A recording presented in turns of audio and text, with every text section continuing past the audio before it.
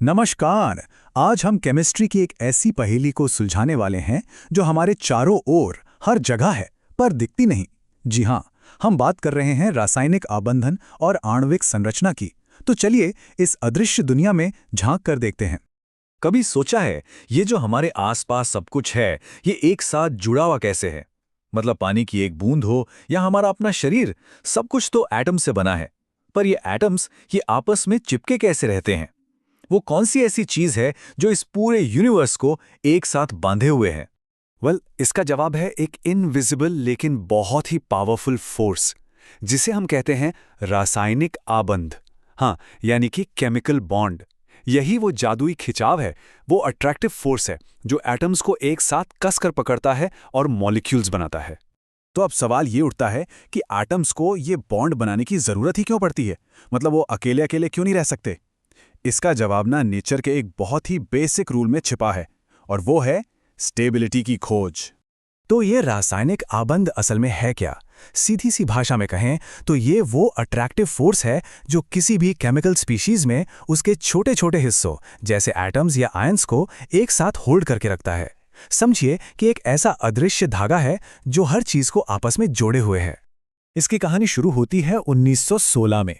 तब कोसेल और लुइस ने एटम्स के इस बिहेवियर को समझाने के लिए एक बहुत ही सिंपल पर बहुत पावरफुल रूल दिया था, और आज हम उसे जानते हैं अष्टक नियम या ऑक्टेट रूल के नाम से।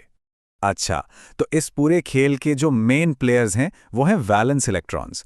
ये किसी भी एटम के सबसे बाहरी शेल में घूमने वाले इलेक्ट्रॉन्स होते हैं, और यही वो इलेक्ट्रॉन्स हैं जो बॉन्ड बनाने की पूरी प्रोसेस में पार्ट लेते हैं। अब इस पूरी चीज को पेपर पर आसानी से दिखाने के लिए जी.एन. लुइस ने एक बहुत कूल तरीका निकाला।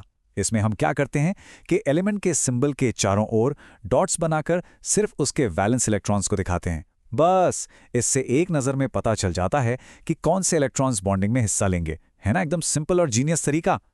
तो सबसे जरूरी बात, हर एटम का एक ही मकसद है, एक ही सपना है, और वो है अपनी सबसे करीबी नोबल गैस जैसा बनना। अब सवाल है क्यों? क्योंकि नोबल गैसेस सुपर स्टेबल होती हैं। उनके सबसे बाहरी शेल में 8 इलेक्ट्रॉन्स पूरे होते हैं, और बस इसी को कहते हैं स्टेबल ऑक्टेट। अब अपने इस 8 इलेक्ट्रॉन वाले गोल को अचीव करने के लिए ना एटम्स के पास 2 मेन रास्ते होते हैं। पहला रास्ता है इलेक्ट्रॉन्स को पूरी तरह से दे देना या ले लेना, इससे बनता है आयोनिक बॉन्ड। और दूसरा रास्ता है इलेक्ट्रॉन्स को आपस में शेयर कर लेना, जिससे बनता है कोवैलेंट बॉन्ड। तो मंजिल एक ही है, स्टेबिलिटी, बस रास्ते 2 हैं। ओके, तो एटम्स बॉन्ड बनाते हैं ये तो हमें समझ आ गया, पर एक बात और है। पानी का मॉलिक्यूल हमेशा वी शेप का ही क्यों होता है, या मीथेन का मॉलिक्यूल हमेशा टेट्राहेड्रल क्यों होता है? मतलब मॉलिक्यूल्स की ये जो फिक्स ज्योमेट्री है, शेप है, ये आती कहाँ से है? इसका जवाब छिपा है VSEPR थ्योरी में। इसका पूरा नाम है valence shell electron pair repulsion. हाँ, नाम थोड़ा भारी भरकम है, पर इसका आइडिया एकदम सिंपल है। ये थ्योरी बस इतना कहती है कि एक एटम के चारों तरफ जो इलेक्ट्रॉन के पेयर्स होते हैं ना, वो एक दूसरे को बिल्कुल पसंद नहीं करते।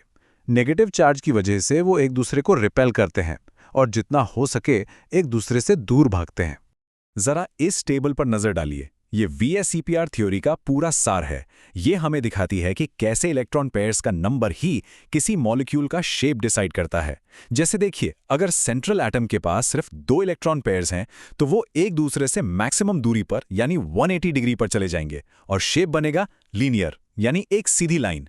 वहीं अगर 4 पेयर्स हैं, जैसे मीथेन में होते हैं, तो वो एक टेट्राहेड्रल शेप बना लेंगे, ताकि उनके बीच का रिपल्शन कम से कम हो। सारा खेल इसी रिपल्शन को मिनिमाइज करने का है। तो VSEPR थ्योरी ने हमें मॉलिक्यूल्स का शेप तो बता दिया, पर वो ये नहीं बताती कि वो जो बॉन्ड है वो असल में है क्या। वो अदृश्य धागा, उसका नेचर क्या है। इस गहरे राज को समझने के लिए हमें क्वांटम मैकेनिक्स की थोड़ी अजीब सी दुनिया में उतरना पड़ेगा। तो फिर सवाल वही है, ये बॉन्ड असल में बनते कैसे हैं? चलिए इसका जवाब भी ढूंढते हैं। इसके लिए हमारे पास 2 मेन मॉडर्न थ्योरीज हैं। पहली है वैलेंस बॉन्ड थ्योरी। ये कहती है कि हर एटम के पास इलेक्ट्रॉन्स के अपने अपने घर होते हैं, जिन्हें हम ऑर्बिटल्स कहते हैं, और बॉन्ड तब बनता है जब 2 एटम्स के ये घर आपस में ओवरलैप कर जाते हैं, यानी एक दूसरे में मिल जाते हैं। और दूसरी थ्योरी है मॉलिक्यूलर ऑर्बिटल थ्योरी। ये कहती है कि नहीं, एटम्स के पुराने घर पूरी तरह से खत्म हो जाते हैं और मिलकर पूरे मॉलिक्यूल के लिए एक बड़ा नया घर बना लेते हैं। चलिए अब जरा एक स्टेप पीछे हटते हैं और बड़ी पिक्चर देखते हैं।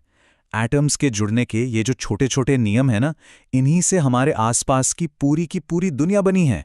सब कुछ सिर्फ एक बेसिक मंत्र पे काम करता है। हर सिस्टम, हर चीज ज्यादा स्टेबल होना चाहती है, और बॉन्ड बनाना उसी स्टेबिलिटी को पाने का एक नेचुरल तरीका है। इसमें एनर्जी कम होती है और स्टेबिलिटी वो बढ़ जाती है। और ये बात कितनी कमाल की है कि कैसे एक इतना सिंपल सा रूल, स्टेबिलिटी की ये चाहत, हमारे प्लैनेट पर पानी से लेकर किसी दूर के तारे में मौजूद गैस तक हर चीज के स्ट्रक्चर और उसकी प्रॉपर्टीज को कंट्रोल करती है। तो अगली बार जब अपने आसपास किसी भी चीज को देखें, तो एक पल के लिए उन इनविजिबल बॉन्ड्स के बारे में जरूर सोचिएगा जो उससे एक साथ जुड़े हुए हैं। क्योंकि सच तो यही है कि अगर ये बॉन्ड्स नहीं होते तो कुछ भी नहीं होता, ना हम, ना ये दुनिया और ना ही ये पूरा यूनिवर्स।